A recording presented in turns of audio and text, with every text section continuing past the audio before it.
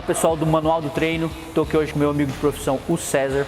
Vamos estar passando aí para vocês alguns movimentos ditos abdominais que a gente vê a galera realizando dentro da sala de musculação. Vamos estar observando então quem pode se beneficiar desses movimentos, tá? Se eles realmente trabalham a musculatura do abdômen ou quais outros músculos eles trabalham e quem não deve estar realizando esses movimentos, ok? Se você não se inscreveu no canal ainda, se inscreve no link aí abaixo, deixa um comentário, um like, uma dúvida, fortalece o canal. Vem comigo. Então você que é profissional da área da educação física, fica comigo até o final do vídeo aí para você estar compreendendo algumas questões biomecânicas e cinesiológicas em relação ao movimento. Quem pode estar se beneficiando desse tipo de exercício e quem não é interessante estar realizando. Então o César vai estar realizando aqui o movimento de flexão de quadril, tá? Para vocês estarem, a gente está observando aí quais são os músculos que realmente trabalham durante o arco de movimento e quem se beneficiaria desse exercício aqui e quem não seria interessante estar realizando esse tipo de exercício. Então vai lá, César. Ótimo.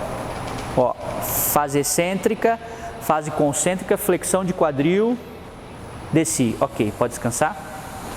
Pessoal, o que acontece aqui então? Eu tenho trabalho de abdômen aqui, mas de forma isométrica, tá? Até 90 graus. Então vai lá. Ó, até aqui. Até 90 graus. Quem trabalha, quem faz força dinâmica nesse movimento é reto femoral e musculatura de ilho-psoas, ok? Então, pode abaixar? Pode flexionar?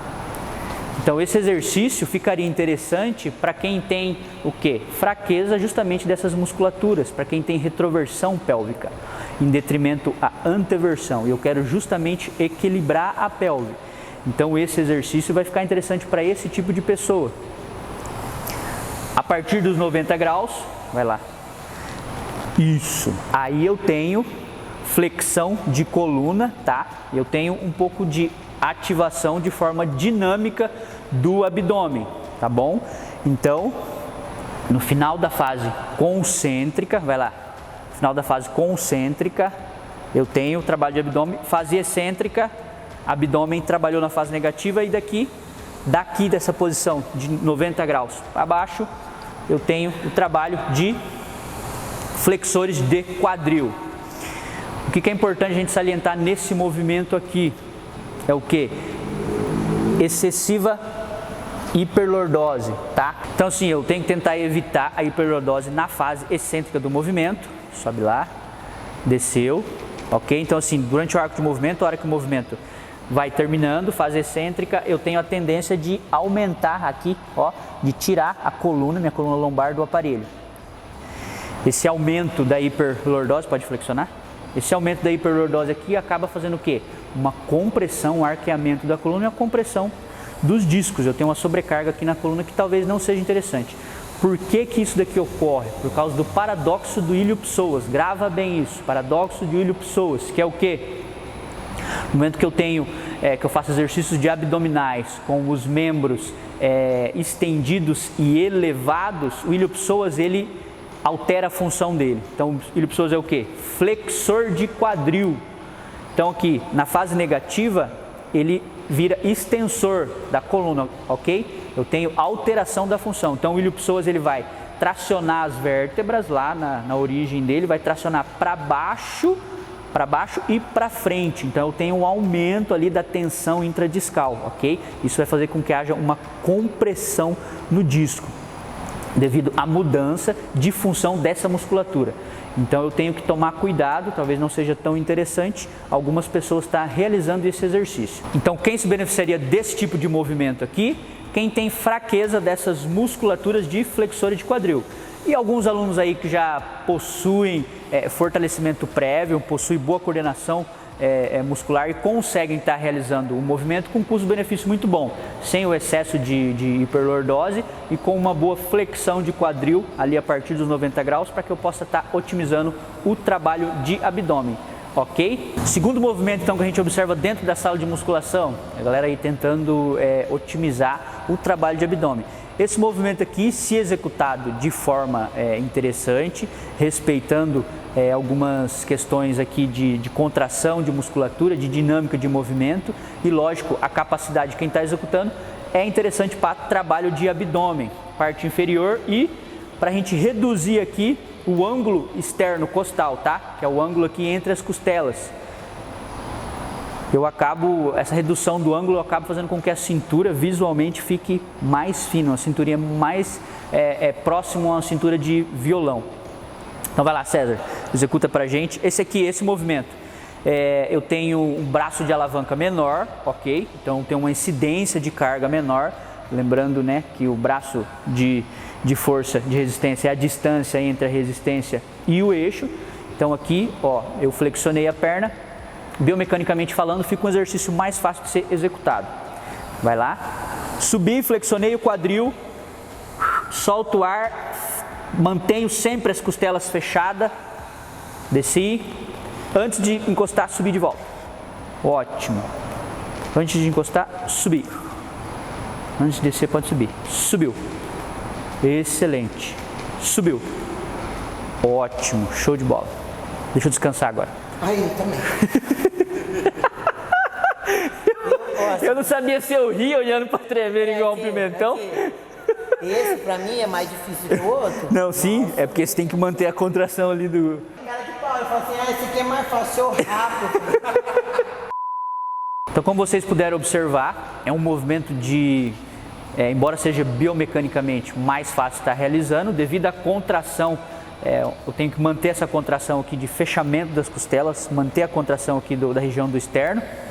Ele acaba sendo um exercício com muita dificuldade. Além disso, eu não tenho descanso, ok? Antes de eu realizar ali, de eu encostar a coluna novamente no banco, eu já faço de novo a fase concêntrica do exercício. Então isso aumenta e muito a intensidade do movimento. Então quem se beneficiaria desse exercício? Indivíduos que desejam reduzir a cintura corporal, desejam trabalhar essa questão, tem a costela um pouquinho alta, desejam trabalhar um pouco essa questão aqui de fechamento do ângulo externo costal, tá? Quem deseja fortalecer um pouco da parte inferior de abdômen, esse exercício é super interessante, tá bom? Terceiro movimento então, diferente dos outros dois, aqui eu tenho o tronco se movimentando, tá? Ao invés dos membros inferiores, ok? Porém, eu tenho a mesma questão cinesiológica do outro exercício. Quem trabalha de forma dinâmica aqui, ilio-psoas e reto femoral. Abdômen trabalha? Trabalha, mas de forma isométrica. Se eu quiser trabalhar o abdômen de forma concomitante no exercício, eu vou ter que realizar uma pequena flexão da coluna. Mas se a gente for observar o custo-benefício do exercício, é preferível eu fazer, lógico, um abdominal normal, tradicional, onde eu tenho uma flexão realmente da coluna. Então vai lá, César, sobe aí pra gente. Isso, ó. Então, flexão de quadril, quem está realizando, musculaturas flexoras de quadril.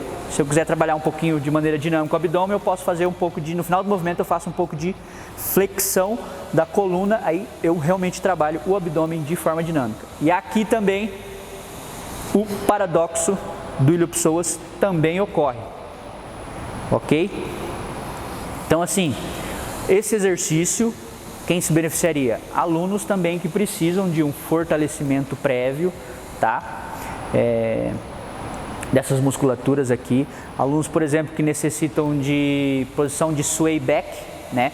A pelve ali em retroversão, que necessitam justamente reequilibrar a pelve. Então, quem se beneficiaria desse tipo de exercício aqui? Alunos que precisam de fortalecimento de flexores de quadril, alunos que possuem a posição da pelve que a gente chama de sway back, né? Que é uma posição como se fosse em retroversão, onde eu tenho justamente a questão da fraqueza de abdômen, dos pares antagônicos, né? Tenho fraqueza aqui, inibição aqui, eu tenho fraqueza aqui e inibição de glúteo, da musculatura antagônica.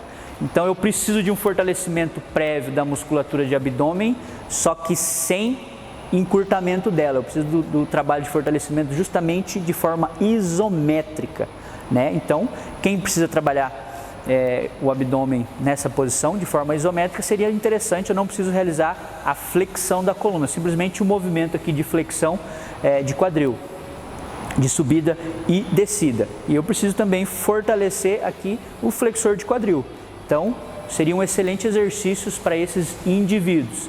Quem quer realmente estar fortalecendo o abdômen de forma dinâmica, não é interessante estar realizando esse tipo de exercício. Quem tem anteversão da pelve, ou seja, tem ilho-psoas, reto femoral, essas musculaturas hiperativas, fortes demais, não é interessante estar realizando esse tipo de exercício aqui. Eu preciso justamente realizar exercícios opostos que fortaleçam essa região para que eu possa reequilibrar essa cintura pélvica, essa questão aqui da musculatura do core, ok? Pessoal, dica de treino então hoje finalizada, tá bom? Espero que vocês tenham compreendido aí a relação aí dos abdominais, dos exercícios que foi abordado hoje em relação a quem pode estar realizando e quem não pode estar realizando, ok? Espero que vocês coloquem em prática o quanto antes e melhores resultados de vocês. Se você não se inscreveu no canal ainda, se inscreve.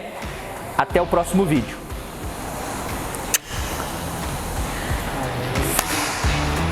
Fechou?